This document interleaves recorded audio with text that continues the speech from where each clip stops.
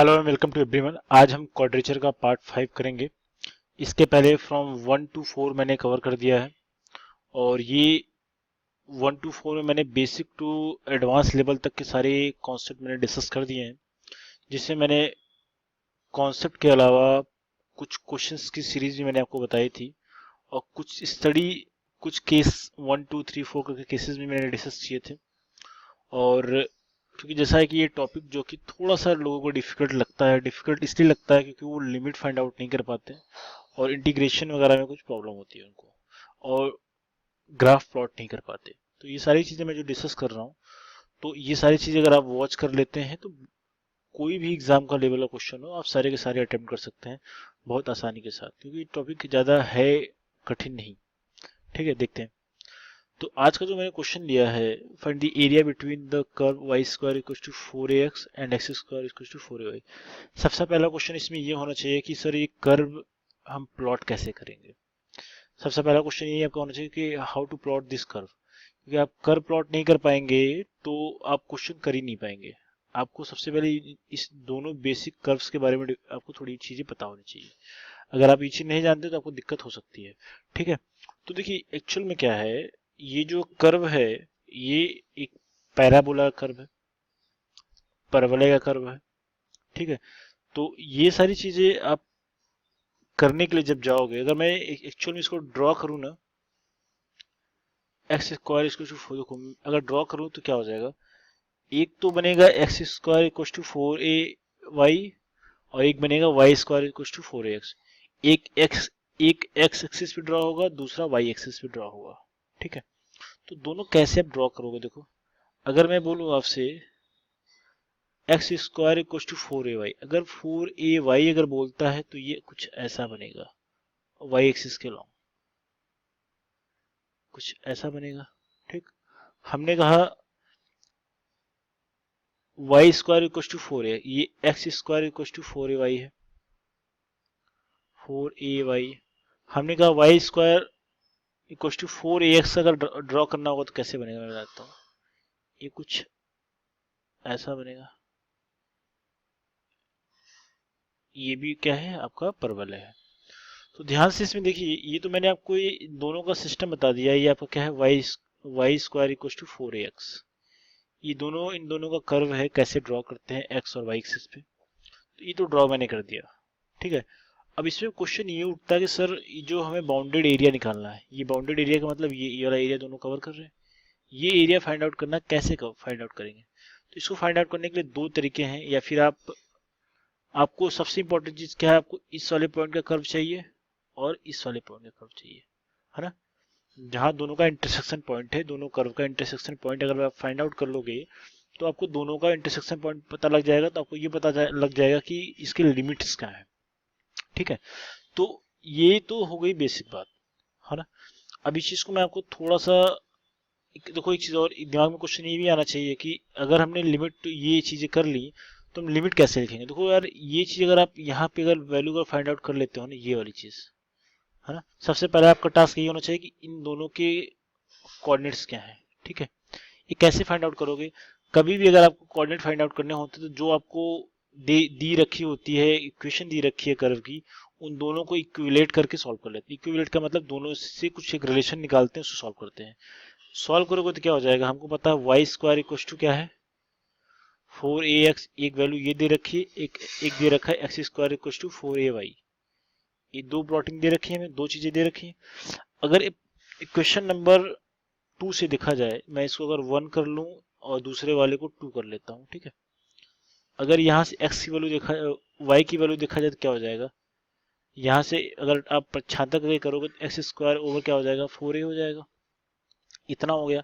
अब इस y की वैल्यू को उठा के अगर इक्वेशन फर्स्ट में रखा जाए, जो कि आपका फर्स्ट ये है, तो क्या हो जाएगा, अगर y की जगह पे y की वैल्यू रखोगे तो x के टर्म में, तो क्या हो जाएगा X square over 4a equal to 4ax, और ये स्क्वायर था तो आपको स्क्वायर करना पड़ेगा।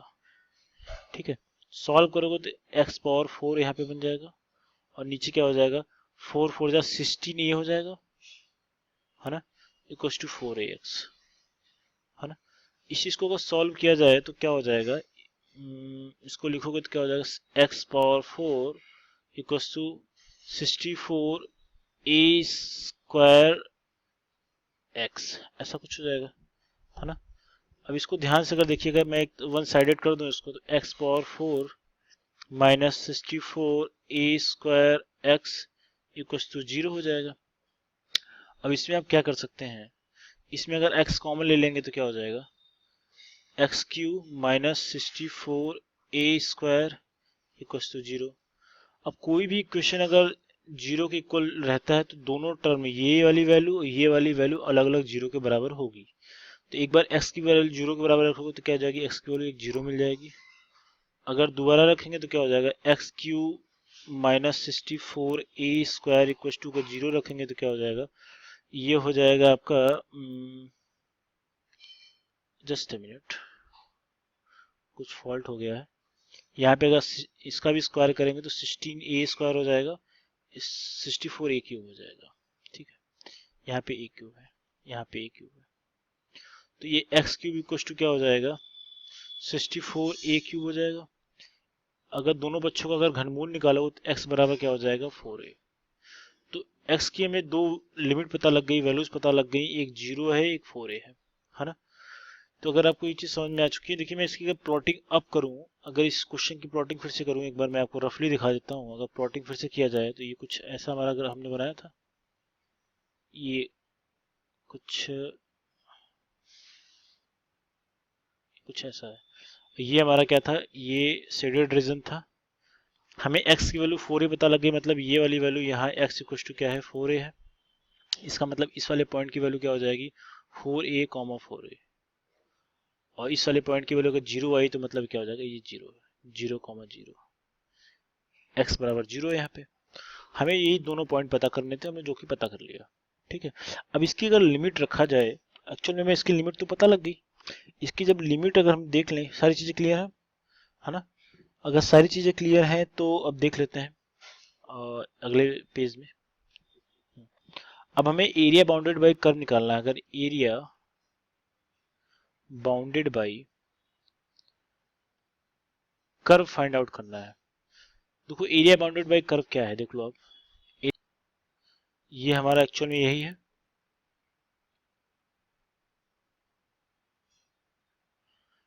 एरिया बाउंडेड बाय कर्व क्या है, ये वाला रीजन है ना। ये तो फाइंड आउट करना है। अगर ये फाइंड आउट करना है तो क्या करना पड़ेगा, तो हमें क्या करना पड़ेगा, एक बार तो करना पड़ेगा ये। अगर इसको मैं इसका नॉमेनक्लेचर कर देता हूँ, एक बार ए लिख लेता हूँ, यहाँ पे बी लिख लेता हूँ, यहाँ पे सी लिख लेता हूँ, यहाँ पे डी लिख लेता हूँ, यहाँ पे ई लिख लेता हूँ। देखो इसका अगर एरिया निकालना होगा तो क्या करोगे, इस पूरे का रीजन, जो ये वाला रीजन है, ये वाला और ये ऐसा कुछ है, इसका पूरे का एरिया निकाल लो। ये पूरा एरिया, ये वाला ए क्या माना था हमने, ए बी सी और A D, A B C D का एरिया निकाल लो। फिर एक काम करो, उसके बाद ये वाला रीजन, ये वाला रीजन माइनस कर दो। ये वाला ए, इसको माना था हमने डी माना था, और इसको ई माना था, सॉरी। अगर ए ई सी डी का एरिया माइनस कर दोगे तो क्या बचेगा आपको, यही वाला रीजन मिलेगा, ये वाला रीजन, ये वाला, ये रीजन बच जाएगा।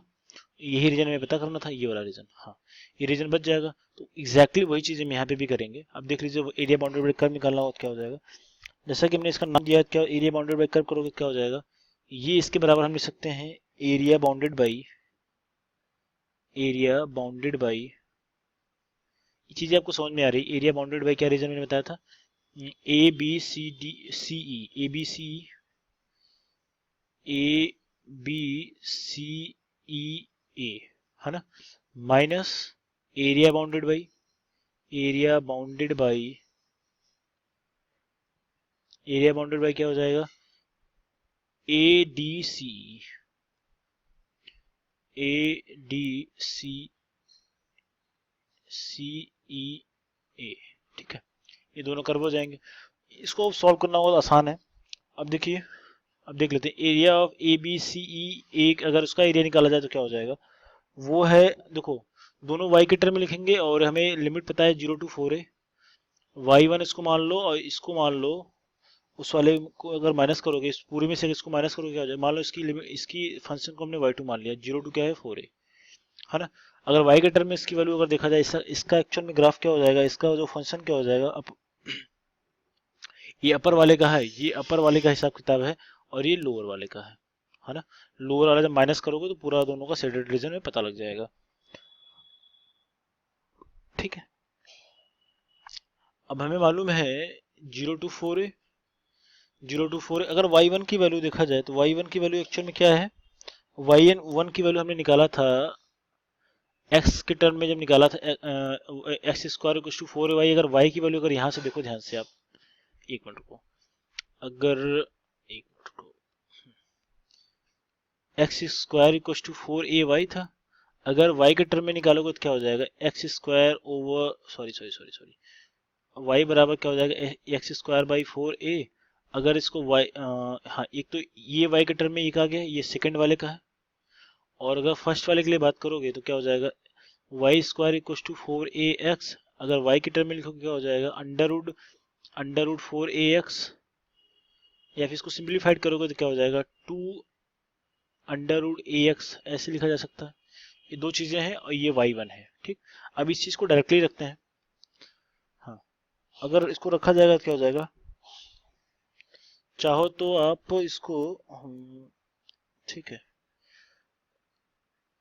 2 टाइम्स अंडर रूट ax कर लो पहले वाले को, माइनस ये 0 to 4a, x² ओवर क्या था, 4a, ये था। अब इसी को सॉल्व करके इंटीग्रेट करना है, बाकी क्वेश्चन आसान है। और ये बहुत ज़्यादा कठिन है, बहुत इजी सा इंटीग्रेशन है, आप कर सकते हैं। अब देखिए इसको लिखा जाए क्या हो जाएगा, अगर चाहे तो 2√a तो हमारा बाहर आ जाएगा, और 0 to 4a, अंदर क्या बचेगा, अंडर रूट x का मतलब 1/2 dx हो जाएगा, माइनस, और दूसरे वाले में x² / 4a था, तो 1/4a कॉमन ले लें तो क्या बचेगा अंदर, 0 to 4a, और ये x² का dx। अब क्वेश्चन कर लेते हैं तो बिल्कुल सिंप्लीफाइड हो गया, 2√a 0 to 4, इसको इंटीग्रेट करेंगे तो x⁴ और ये 3/2 नीचे भी हो जाएगा, ये हो जाएगा 1/4a x³ / 3, और ये हो जाएगा 0 to 4a। सॉल्व करेंगे तो क्या हो जाएगा, 2 × 4 √a और ओवर 3, और इसकी लिमिट क्या है, 0 to 4a।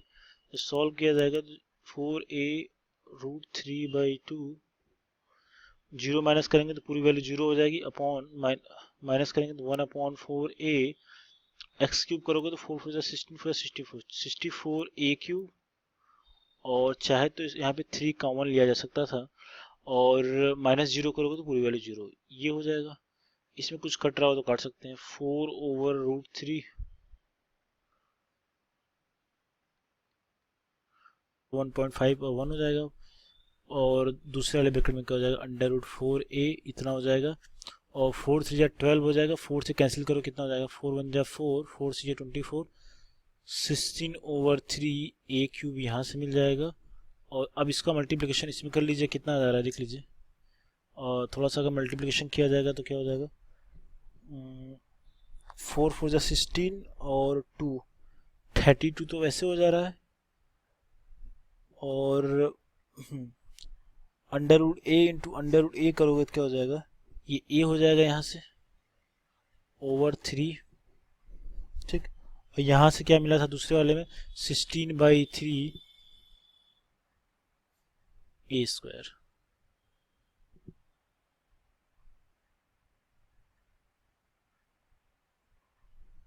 ठीक है, और ये भी a² के फॉर्म में है, मल्टीप्लिकेशन करोगे आप देखो, इन दोनों का मल्टीप्लाई करोगे तो a मिल जाएगा, और a का मल्टीप्लाई अगेन a में करोगे तो क्या हो जाएगा, 32a² / 3।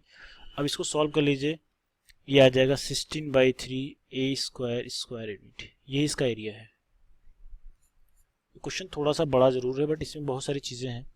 तो इसका मतलब ये है कि मैंने बहुत सारी चीज़ें आपको इस क्वेश्चन के थ्रू समझा दी।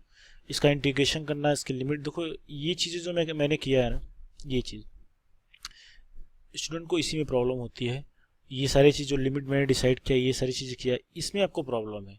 बाकी कोई प्रॉब्लम नहीं। आई नो कि आप लोग इंटीग्रेशन कर सकते हैं, आप लोग लिमिट डिसाइड कर सकते हैं, बट आप लिमिट तब डिसाइड कर पाएंगे जब ग्राफ प्लॉट कर पाएंगे।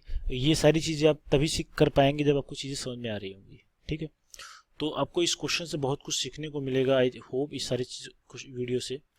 सो इस वीडियो के साथ अगले वीडियो में, नेक्स्ट वीडियो में आपसे मिलते हैं। तब तक के लिए थैंक यू सो मच।